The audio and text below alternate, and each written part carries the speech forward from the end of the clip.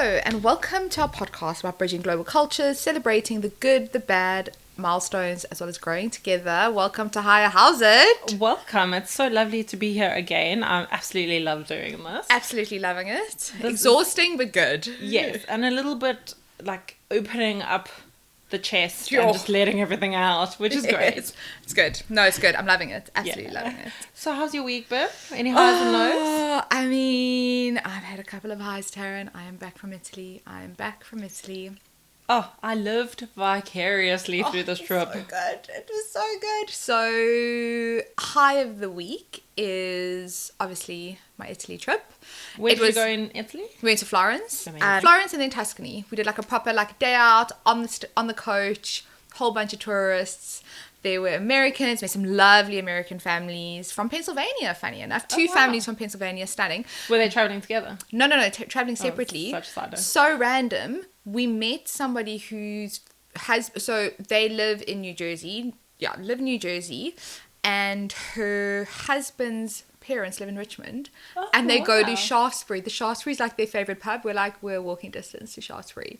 So yeah, just so lovely. The food, the limoncello spritz. We are actually, In honor, of the Italian trip, drinking a little limoncello spritz. drinking limoncello spritz. And thank you for bringing that to my summer. So I good. needed this. So good. So that was my high, my absolute high. My low. So another podcast I know we both listen to, one of my favorites. I mean, since moving, I've literally listened to all the episodes, is Red Handed, Lucy and Hannah. And Absolutely love Red Handed. love If you them. haven't listened, do yourself a favor. Love a little bit of true crime. This is your place that you should be listening to. Yeah. But I love it because they don't do like a lot of commercial cases. They do also like uncommercial cases. But anyway, so they are doing one on P. Diddy. And I've listened to the first episode. It's just horrific. Is it making you feel icky inside? So bad. I didn't know all the ins and outs. They've done a really good job of getting into detail, but not getting into super detail. Like Hannah says, she's like, look, people have like literally, they've got alerts when news pops up of it. I mean, that's how in depth some of these people are going into. But theirs is brilliant. It gives a really good overview, but it's shocking.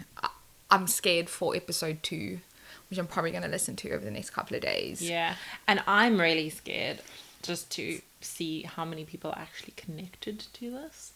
Because it just keeps getting worse and worse and worse. And I didn't really think it could get worse, to be completely honest with you, because it's just horrific what has been happening to these poor people involved. Since he was in college, pretty much. Wow. Since he was in college. This has been going on for years. Why I'm really scared to get into episode 2 of it, which I'm going to listen to it, is I've seen on their kind of shorts and their promos, Bieber is involved quite a bit. And Yes, I saw something about this. there's a lot of like times where they want Ellen DeGeneres as an example, and like Puff Daddy's like, he's living the best 15-year-old life, like no one will know what goes on behind closed doors, sort of thing. And you're just like, oh my gosh, This like poor has this boy. poor boy at the stage, man now, father now, like what does he have to go through? So that was my low. What was yours? How was your week? It has been a good week. Okay, I would say good. overall, just generally a good week. My high would be that actually before I came here to do this podcast, I went and fetched what is now 2 pieces of clothing for my wardrobe. It used to be my wedding dress. Oh, I love that. So I've got a sort of crop top vibe on the Stunning. top, and then a beautiful long, well, not long skirt, but 3/4 skirt. Stunning. So the skirt is still super poofy. Absolutely love it. Love What's that. really nice about my wedding dress is it wasn't completely white.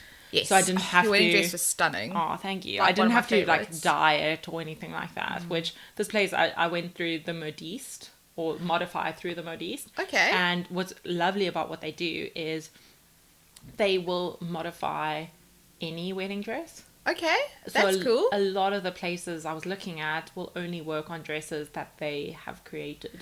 Which kind of or makes sell. sense Yeah, if fair you think enough. about it. Yeah. Whereas theirs is really about creating new life for Nice. any wedding dress. And it's a really sustainable option. So Well done, our sustainability queen. Someone's got to do it. somebody's got to do it, and it will be me. So yeah, I am very chuffed with it, and I can't cool. wait to wear the individual pieces now. I actually can't wait to see it. Like, I'm so... I cannot wait because your wedding dress is stunning. Like, loved it. Yeah. So I'm so excited to see both of the pieces. So absolutely love that. And then I would say my low of the week, and I'm probably being a little bit dramatic about this. No, But- there's you don't have to apologize. I was in an event earlier this week and I was presenting, and I feel like I didn't quite nail it, Okay, which I'm a little bit disappointed about. Why do you feel that? I don't know if I felt like I was very prepared for it, but I maybe just let the event get to me a little bit. Okay. Do you think it was like an imposter syndrome sort of thing, like coming? Okay. I think so, yeah, probably. And I just need to let go of that. But I mean, I've already spiraled about it. Yeah. I'm sort of over it. So Kind of. sort of. I mean, I'm still talking about it. But yeah, it is what it is, and I'll move on. But it is just the fact of life is sometimes we nail it and sometimes we don't. And I just feel like I didn't really. But that's cool. I probably think you're overthinking it, if I'm honest, because I know Okay. you're always very prepared, and I think it probably went off really well, and it's imposter syndrome, Yeah. and it's like that weird little like thing on your shoulder, like you actually didn't do a good job, and then you think back and you're like, oh, I should have said this, I should have done this, I should. It is what it is. Can you change it? No. Okay. Yeah, exactly. I need to move on. So I will. So And I'm that's- sure it was amazing. Yeah, exactly. Moving on, Yeah. though, let's put that in my past. Okay, putting it in the past. Anything that's been living rent-free in your mind? Anything that's been influencing you? Well, okay, I'm not going to say my Italy trip again, but Mm-hmm. just to remind everyone, I did go to Florence and I came back and it was unbelievable. So what has been living rent-free, or have I been influenced? So still loving the shampoo, love it. I think another thing that I've completely been influenced, so I bought the most amazing bodysuits. Amazing bodysuits. So anyway, I Okay. get these ads Tell on me Instagram. more. I get these ads on Instagram all the time, and I don't know when it was. I was sitting there and I was like, okay, let me look. And then, of course, a special pops up. And those who know me know I love a special. Love a sale. Love a sale, love a special. Buy one, get one free. You got me. So what happens I think you're is... saving if you're getting buy one get one free. You totally are. Like, that's girl math, right? Like, I could have bought one, but the getting special two. is telling me I have to buy two. So anyway, so I bought the most stunning shapewear. Like, it's shapewear, but it's kind of like a bodysuit, and it's super comfy. Kind of pulls everything in, because some days you get those days where you're like, oh, I just need something to like pull me in. It's not an everyday. So yeah, it was buy one get one free. I bought it and can confirm they're amazing. So I mean, I've seen you in them, and you look We like. fantastic. They're we beautiful. like, yeah, Love them. love them. So that influenced me, and that's what's been living rent free. Love it. What is yours? Well, mine is a bit of a recommendation. Okay, recommendations but good. also a recommendation that's about a year late. But bear with me. We have been watching on Netflix Nobody Wants This. Yes. If you okay. haven't watched it, and I It's think so I'm probably good. the only person that hasn't watched it, but if you haven't, do yourself a favor and watch the incredible chemistry that is Adam Brody and Kristen Bell. So good. Oh my goodness, they are fantastic. Yeah, they're amazing. Never mind the fact that they are stunning humans. And He's- they're he- really good looking, both of them. Did you watch the OC though? Yes. Loved. Okay, so the OC, he was, because obviously Ryan and the OC, it was like Ryan and Larissa, you know. Exactly. But he was cute. He was always cute, but he was never like, I don't know. He was never somebody that you'd be like, okay, cool. Like he wasn't the heartthrob. No. But he's a 10 out of 10. But even then, he had great chemistry with Yeah. Rachel Bilson back then. Summer. Exactly. Were they together? I don't know. I don't know. Because you know he's married to Blair. You know he's married to Blair, which is From just Gossip wild. Girl, Leighton It's Meester, so if wild. you guys I don't know love what we're talking about. Yes, love So her. yeah, great couple and just such good chemistry though, my goodness. I know, it's unbelievable. And I just love it. It's so heartwarming and just wonderful. So if you haven't watched it, do yourself a favor and treat yourself to Nobody Wants This. Season 2's coming. I know, I saw. And I feel like maybe I've done this right. Because I'm Yes. closer to season 2 than all of you. So I'm onto something, yeah. I think you are. So I was not keen on watching it at all. But Chev said to me, she was like, watch it. Like she binged it within 2 days. Yeah, that's what we did. And Johnny obviously being away on a Monday night, I was like, okay, let me start. And I literally just smashed it. Like, I think I started at like 6 o'clock in the afternoon and like 10:30. I was like done. I was like, oh my gosh, one of the best things I've watched. No, really good. Yeah, we stretched it out really over 3 days, so spoils. And that's not like you guys. You guys aren't, you're not much of a binge kind of telly, like a binge TV show. No, we don't watch a lot of TV. No, you watch sport. Yeah, we watch a lot of sport. Yes. A lot. Like yesterday, we literally watched sport the whole day. But that was fine because I just sit on the couch and read my book. And micro nap, and also watch the sport. So I like being in the loop, you know. Nice. I can't comment at the right times, I think. Oh, wow. Wow, so No. fast. That Formula One car. Zoom. Who's leading? No, I'm actually quite involved. I wouldn't watch as much sport. No, you are involved. I would say you're pretty good. Like you hold the conversation pretty well. I'd be like, so is Lewis Hamilton still racing Mercedes? No, Cara, he's moved. There we go. So you know. I know. You know what I mean. You're in the loop as well. I'm kind of in the loop. Thanks, Instagram, for telling us all these things. Thank you so much. Okay, so now to a little bit of a more serious topic. So a little bit of a trigger warning for today's episode. We will be discussing topics related to body image, dieting, and social media. If you find these subjects triggering or upsetting, please feel free to skip this content. Also, a quick disclaimer, we're not medical professionals. If you are considering making any changes to your lifestyle or health routine, please consult with a qualified healthcare provider first. Thank you for doing that. I think it's important. So, today's topic, in case those that have stuck around to actually listen to it, is about diet culture. It's a topic that's very close to my heart. I know it's close to yours, which I think is pretty toxic, the reason that it is so close to ours. Yeah. But I do think it is something really important to speak about, because I just, I know myself, and I know a lot of, sort of individuals in kind of my age bracket, or our age bracket, should I say.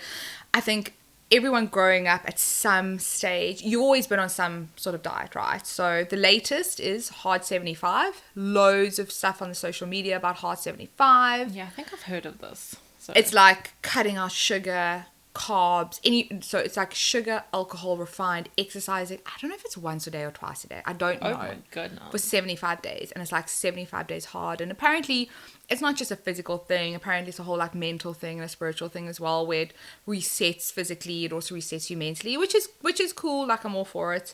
Although all we see on Instagram is the fact that they post before and after, and what are we seeing? We're seeing their bodies, but that's another thing to say. Some people did juice cleanse. I remember juice cleanses were a big thing. We've all been on a juice cleanse. I haven't. Haven't you? No, I can't. Even I've been on a juice cleanse. I don't know if you remember in South Africa, they had those juice ones or whatever. It was like one of the first companies to start bottling these fresh juices, and you should get them in like cute little coffee stores in Sea Point or Town, whatever. And they used to sell these juice cleanses online, and it was like a 2-day, 3-day. So, but that was a couple of years when they first started becoming popular. I don't know how popular they are anymore. Retreat, maybe. Spoils if you're fancy enough to go on a retreat. Go on a retreat. Or just like good old-fashioned diet medication. I grew up in the eras of diet medication, so I think it's a good topic to speak about. Yeah, I mean, it's so topical right now. It's obviously a conversation that we are constantly having around the dinner table. And when I say dinner table, I mean like girls' night out kind of dinner table. Yeah. It's not something you check to blame. No. But I'm going to speak to John about it and be like, okay, cool. But I think the really big thing at the moment is that skinny is back. And it's almost as if the last couple of years of body positivity has completely been thrown out the window. Totally. And we're in I feel like we're back in the 2000s. I'm pretty certain that low-rise jeans are also back. So I don't think it's a coincidence that skinny and low-rise jeans are back. But I won't be going down the low-rise jeans. No. It's not for me. I don't think so. I think you're so right. I think skinny is completely back. We're also living in an era now where instead of weight loss tablets, we now have weight loss injections. Exactly. And I mean, life-changing for some people. Which I think is amazing. And I'm all for it, right? I completely am all for it, in the sense that if you need to take that to make yourself feel better, fine. Because you're making yourself feel better within your own skin. But it does kind of coincide with what's back. Skinny. Skinny. Yeah, exactly. Skinny is back. It really is like that. So for you, what is, and maybe was, and what continues to be your relationship with food? So it's an interesting question because I think I've always associated, well, I used to. Okay, so let me track that. Growing up, from a certain age, I've always been very restrictive in what I've eaten because I'm not a small person. I'm not a small person, right? So I always look at people and I'm like, oh, I wish I could eat 2 or 3 toasted sandwiches, or because my appetite will allow me to, don't get me wrong, but I'm like, I can't, I need to be restrictive because I'm the type of person that'll put on weight. So it's kind of that restrictiveness. So it's always been front of mind. Always been front of mind. So constantly, every time that you're interacting with food, it's something that immediately I'm restricting myself, right? And even now, to a certain degree, when I'm eating certain things, I'm like, oh, okay, don't eat too much of that because you can't. You're not allowed to eat too much of that because it's going to affect the way your body is. And then there's a guilt factor, right, as well, because then you're like, I'm restrictive to what I'm eating, but then and then if I like ignore the restrictive chat, then I get guilty. Or then I was getting guilty to a certain degree. I'm like talking about then and now, but to a certain degree I could be like, yes, I do feel a bit guilty about, eating or drinking or whatever the case is. Food guilt is a thing. Big thing, yeah. I can't ignore that. No, it's a very, very big thing. I think the older I've gotten, I think my relationship with food has definitely changed. I mean, I'd be lying if I said the restrictive eating thoughts and the guilt thoughts aren't there. However, I do think it's changed where I've seen food as fuel and I want to eat better because it makes me feel better. And I operate better when I eat better, I sleep better, I just feel better, I feel good. But that restrictiveness and that food guilt is still there. And I'm still trying to find a good balance, I am pretty healthy, but I'm still trying to find a good balance. Well, I think that balance is healthy. We should be able to indulge in certain things, and maybe we shouldn't even use the word indulge because it's just a thing, having a bit of chocolate or having a glass of wine along with your chicken and veg, which we have spoken about before. Yes, we love chicken and veg. Have a chat in a previous episode about that. Yeah. Is perfectly fine, and it shouldn't even be an indulgence. It's just a way of life. It is just who we are. But it is really complicated. And it's so complicated. Totally understand where you're coming from. I think for me, my relationship with food has sort of gone through peaks and troughs. Yeah. Where there's been certain periods when I've been more sort of hyper aware of the food that I'm consuming. And then there's been periods where I literally haven't thought about it that much. Yeah. But to be fair, if I really had to if you're think really, about it, really, if you're like, if you think of like there's never been a time since I would say puberty onwards where where food hasn't been a constant thought in my mind of like, how do I navigate every single meal? Since then, wow, it's quite intense when you actually sit back and you actually think to yourself, you're like, okay, well, how long have I actually constantly been thinking? Do you find those are restrictive thoughts, or do you find they're just like you're constantly thinking about food to your next meal sort of No, thought? it's just complete food noise. Okay. It never Food stops. noise. So it's not always necessarily restrictive, but I think food has always been very central to my life, and in good and bad ways. So, sitting around a dinner table with friends or family is life-giving. But on the other hand, the minute I finish one meal, I'm already starting to think about my next one. Yeah. It's just the constant cycle of the food noise that I experience. So sometimes it is restrictive. But that kind of goes back into the restrictive thing. I'm exactly the same. Like, I'm thinking of a meal in 3 days' time. Oh. Like, what am I eating in 3 days? This is what we're having. Okay, so do you remember the time in your childhood where you started really thinking about your body differently? I mean, you mentioned puberty, but was there like a catalyst, or was it more of an age thing? I would definitely say it was puberty for me. Okay. So around probably like 13, 14, just going into high school, you're increasingly becoming quite an awkward human being because you're trying to figure out those adult hood thing that Yes. you think you are, but you're really not. But you're still really just a 13, 14-year-old, and you're a child. But then you have all these hormones and stuff like that. And I put on a lot of weight because I carried on eating what my sort of 12-year-old Yes. wanted to, because you can eat whatever you want. Your metabolism is just Totally. through the roof when you're that age. And then, well, for some people, and it was for me, and it just like completely stopped. And I carried on eating whatever I wanted to. I was still sort of involved with sport, but not really. I was, once in a while I'd sort of get involved, and I put on a lot of weight. And I became very aware of myself. And I really think that was maybe the first time that I became conscious that maybe I was a little bit bigger than everybody else. And how did that make you feel? Because it's quite a realization, but it's quite like confronting in a way. I remember two distinct moments. One, sorry, it's unrelated to like. No, it's probably related. Well, like body image, but not really like diet culture. But I think I was probably in grade 6 or something, and I hadn't started shaving my legs yet. And we were in South Africa. At the beginning of every year, you do inter-house athletics. Yes. And everyone needs to sit on the field, and you have to participate in every single event. And then they slowly weed out like who's good at inter-house and who's not, which I was never good at athletics. Anyway, we were sitting on the field, and I was sitting next to the line with the grade 7s in it. And I remember this grade 7 girl saying, "Oh my gosh, my legs are so hairy, I need to shave." And it was the first conscious moment where I'd looked at my legs and been like, what? My legs are so hairy as well. And that was sort of that moment where you suddenly had that very like visceral realization of your body, and that it might be slightly different to the other one, and was socially acceptable or socially required to do something.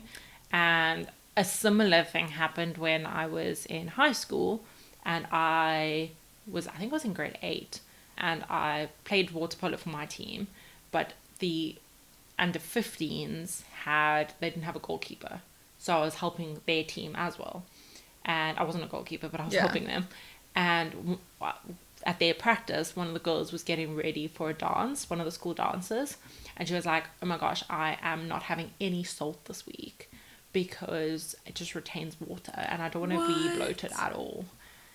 And I was like, oh, you can modify certain things in your life to look a certain way. That's crazy. So that actually almost like kickstarted something in your brain, and you're like, okay, I'm not going to have salt, I'm not going to be bloated. And then maybe that leads to, I'm not going to eat chocolate because chocolate makes me put on weight. Exactly. That is so crazy. And it shifted everything. It was such a like small, innocuous moment, but it really wasn't. So that was a moment for me. Yeah. Jeez. How about you? Do you think there was a moment in your childhood where you recognized that your body was maybe a little bit different, or like you felt different? So, as we know, like obviously from the last episode, we moved to Johannesburg. I think, I can't remember.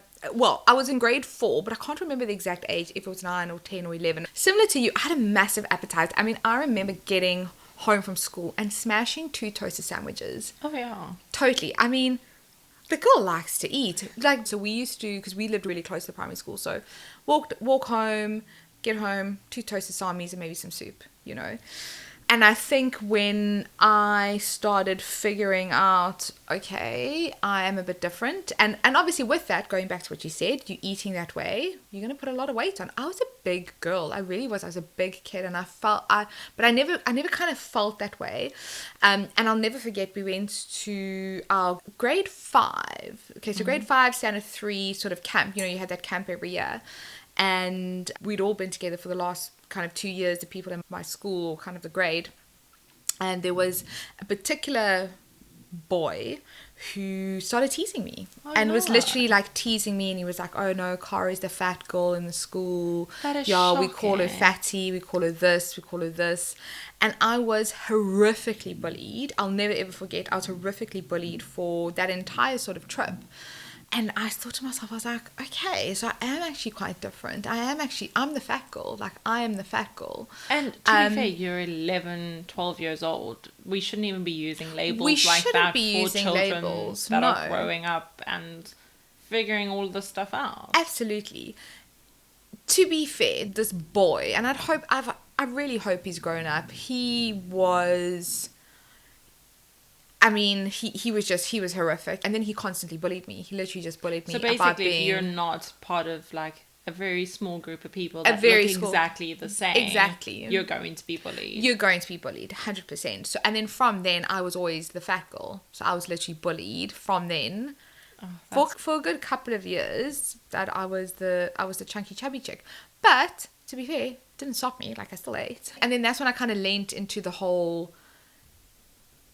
comedy and the lightheartedness. So I used to make fun of myself, and I'm like, okay, well, if he can make fun of me, I'd rather make fun of myself, and I'd rather call myself chubby and fat. So I think it definitely shaped, I mean, I think that succinct moment completely shaped the way that I view myself, way people view me.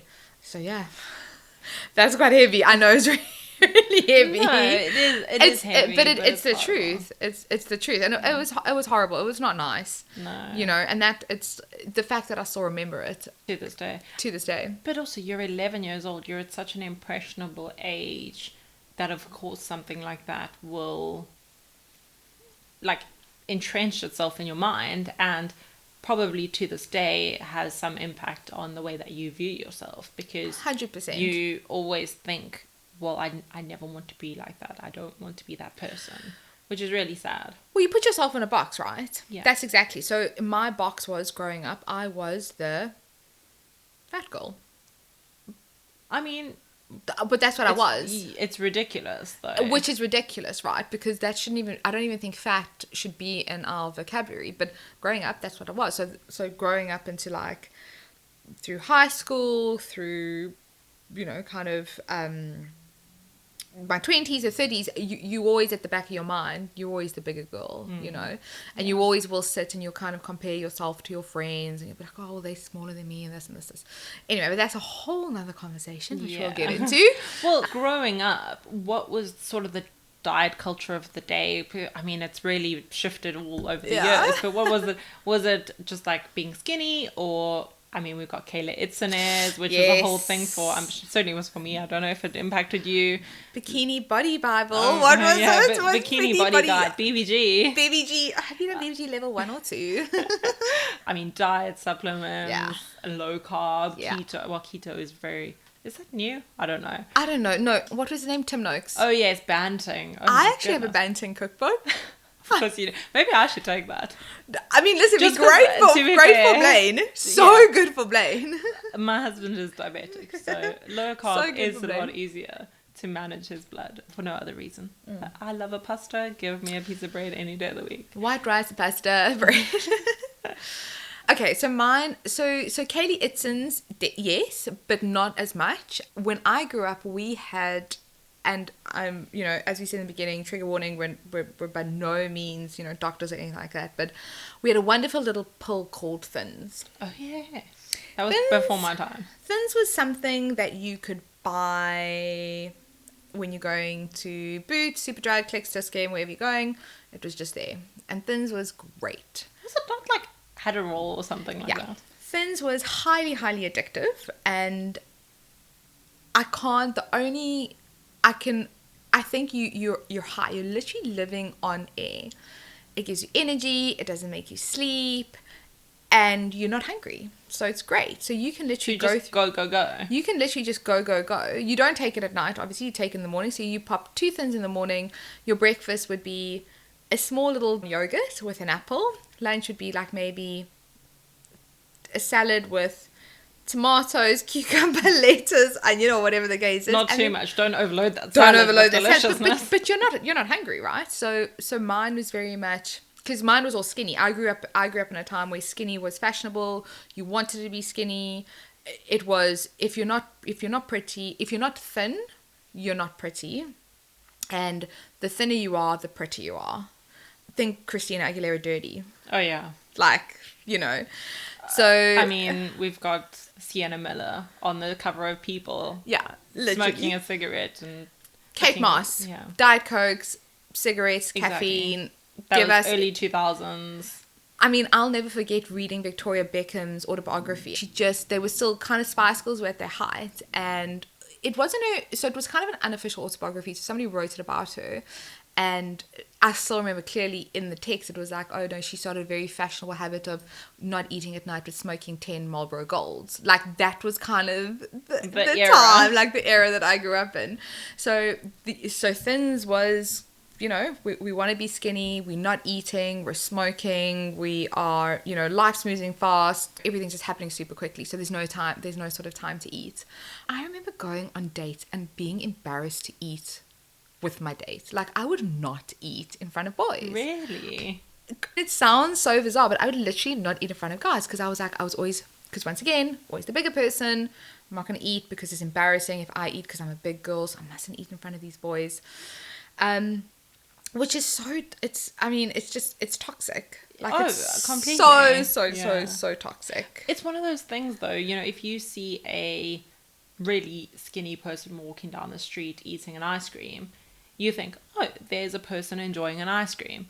If you see a larger person walking down the street eating an ice cream, then people's immediate thoughts were like, oh, maybe they shouldn't be eating that. Totally. And it's really shocking that we have been so socially conditioned to believe that a single ice cream is going to make a person fat or not. Because it's categorically not. It's not 100%. And also there's so many reasons why people might hold a little bit more weight than other people. And it's just shaped differently, right? Completely. Like people's shapes so different. You're going to find some people that are built differently, genetically, you know, hereditary. They're never going to be skinny. They're never going to be stick thin. But that doesn't mean there's anything wrong with them. Because that's the But don't you feel?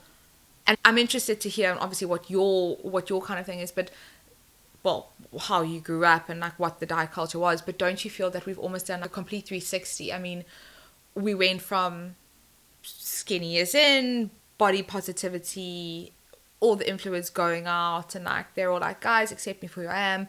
The same influencers are now on the Mounjaros and those Ozempics, and now we've kind of almost gone full circle. So you kind of wonder next, okay, what's next? Or is body positivity going to be back in? Or? Yeah, I think body positivity was all just a bit of a show, to be completely honest with you. I think so as well. We really tried to be those people, and yet society has so quickly gone back to skinny because now there's a quick and easy way to do it, which is not quick and easy, just so you know. No, because it's not though, which I think is actually good, because you're not going to take the jab or take the injection, whatever, and then all of a sudden, you know, you're going to lose weight. It's a long process, which is better in a way, because the slower you lose weight, you're not going to put it on. Yeah, exactly. We know if that's your goal. Yeah, and we know that. Yeah. But I think, you know, it's certainly evolved. It really has evolved. And we've unfortunately reverted back to that, you know, skinny is back in, of course. Which, again, obviously people just need to be comfortable with who they are. And try and not let society dictate what that is. And I don't know if that's body positivity, to be fair, because I don't know whether I'll ever be, you know, I'll never look at myself and be like, you're fantastic just the way you are. I think body neutrality is probably what I'll always aim for personally. I agree. Just to be like, I actually don't give a shit. But it's also comfortness, because, and you know, we've all been there, right? We all like, oh, jeans are maybe a bit tight. Okay, you know, I'm going to cut. And that's fine. I think that's absolutely fine. If you need to feel comfortable in your own skin, if that means putting on 10Ks or losing 10Ks or putting on 5, losing 5, it doesn't matter. But I think the main message is that we shouldn't let society tell us what we need to look like. Oh, completely, yeah. And I mean, going back to sort of what I grew up with. Yeah, like what how did you grow up? I would say that two things, like two sections of things. So sort of more high school wise, I was on Weight Watchers. Oh my gosh, I forgot about Weight Watchers. Yes. So and Wayless. Wayless, yeah. So I wasn't Wayless, I was Weight Watchers. The points, right? The points, yeah. Love the point. Exactly, love the point. Like to this day, I know that a Rusk, an Oma Rusk is 4 points. I don't know what 4 points means anymore, but I do remember 4 points. What are 4 points? But 4 points back in the day when you only had 32. Yeah, exactly. Or like 28. No, I think it's like 22. I don't think you get 32 points. What? So, oh my gosh, I completely forgot about Exactly. So that like is imprinted. Every time I see a Rusk, I'm like, that is 4 points. I don't know what 4 points means, but I know it's 4 points. So Weight Watchers was certainly, and to be fair, I did lose a lot of weight, but the sort of rhetoric, I was actually going through some old Weight Watchers books from when my mom was originally on Weight Watchers many years ago, like before me. And one of the things was like a how-to guide, right? And one of them was how to think skinny. And you needed to repeat the mantra to yourself, which was, you are thin. You are thin. God. I'm not even joking with you. No. So Weight Watchers was a big... Do you say it in the mirror? I don't know. Okay. Or do you say it in your mind? Say it in your mind. Say it whenever you look at a meal. Yeah. Which is so incredibly toxic. Unfortunately, by the time I'd done it, they'd maybe learned a thing or two and realised that saying you are thin as a mantra wasn't a good idea. I'm sorry, that's been my highlight. You are thin. It's literally like a mantra that you need to embrace inside of yourself. So that was a big part. And then I remember being in university and Bikini Body Guide came out. Oh, BBG. And everyone, it was hilarious. You would go to the Virgin Active. Yeah. And you would just see girls all doing different BBGs. Because I was doing it with my roommates at university. We would go and do our BBG workout. Was it weighted or unweighted or like what? I can't remember. I did it like once or twice. It was murderous. It was like weighted walking lunges, and then you had to do 5,000 bicycles, and it was very hit sort of focus. Okay. So I always felt like it was hit focus. Yeah, I remember doing lots of mountain climbers and commandos. Oh my goodness! What is a commando? When you go from like a high plank position to a elbow plank position. Oh yeah, dum. Okay. Yeah. I hate them so much, and I think a large part of that is because of the burpees and the commandos that I had to do during BBG. And then I think the diet recommendation was like 1,200 to 1,400 calories. I think you're so right about that, which is nothing. Nothing. Especially when you're doing that amount of exercise. And also very dependent on the size of human you are. Absolutely. You know, if you are 1'6" and like 50 kgs, I might be wrong about this, but like 1,200 to 1,400 calories is probably fine for you. If you are 1'7", 1'8", and you think that 1,200 calories is going to sustain you, it's probably not. No, it's categorically not going to. You're just a different sized human. You require different energy consumption. So that is a blanket requirement to shocking. So that was a really, really big thing while we were growing up. So obviously, body changes, right? Bodies change, my body changed, your body's changed. How have you felt it? Have you noticed the change? How does it affect you? What is your feeling towards the change, if any? I mean, certainly bodies change. I do notice that when you're 22 and you want to go on a diet and drop 5 kilograms, all you need to do is maybe cut out a loaf of bread and you're fine. A loaf of bread like a month. Yeah, not even like all the time. Whereas now I'm just gonna not eat a piece of toast tomorrow and then I'll lost a kg overnight. Exactly, it's wonderful. We're certainly not like that anymore. And but then on the other hand, I do think that I am a lot more comfortable in my body, and I'm certainly more confident to wear a bikini because when I was growing up, I would always wear shorts with a bikini.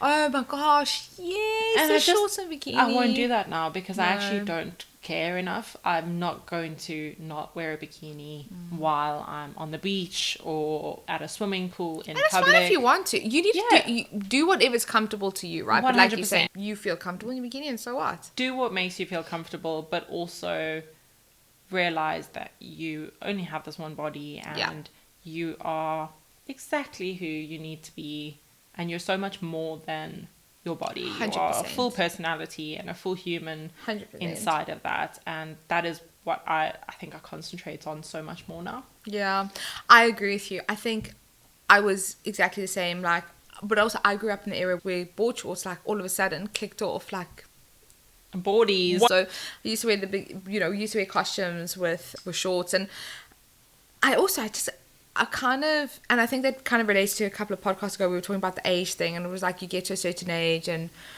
where you just stop giving a fuck. Yeah. Like, and I really don't care. I love a high waist. Give me a high waist. You know, high waist bikini. It doesn't matter that I get a funny tan, but I'm comfortable in a high waist. Hate showing my stomach. But you know what? I'm going to do the bikini. My body has changed. I felt like I've become a lot more womanly in my old age. Losing weight is really, really difficult. It's super hard. But that's okay. It's fine. And yeah, I'm going to wear something that I feel comfortable in. And if it's going to offend somebody, well, then that's your problem. Like, it's not me. Yeah, I agree completely. You know what I do find quite funny, and this is a bit of a side note, but with the sort of era that we're in, it's phenomenal how quickly those controlling habits come back to you. Oh, yes. You know, totally. To be fair to the body positivity movement, and like it really did, I think it did have a positive impact on people's lives.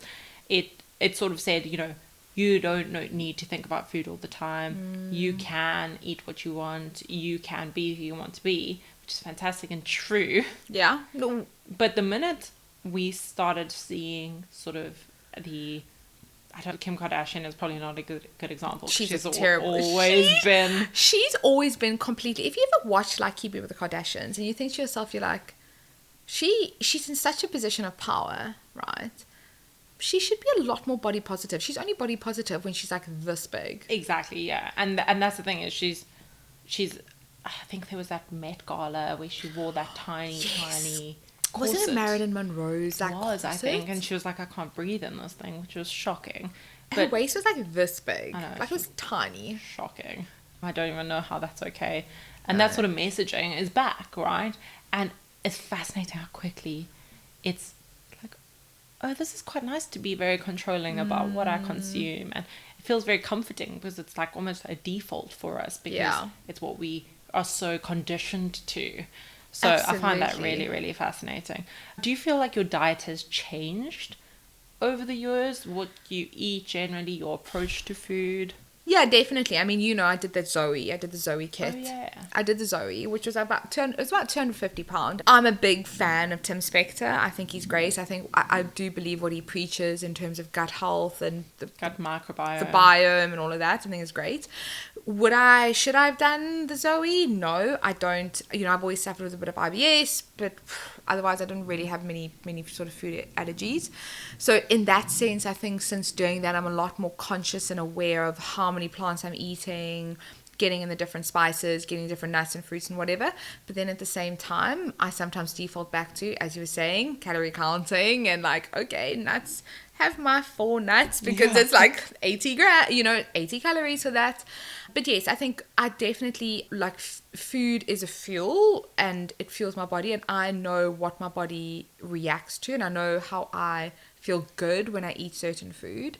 Whereas maybe before, you know, thinking of kind of growing up in my 20s, I was just eating stuff to be skinny.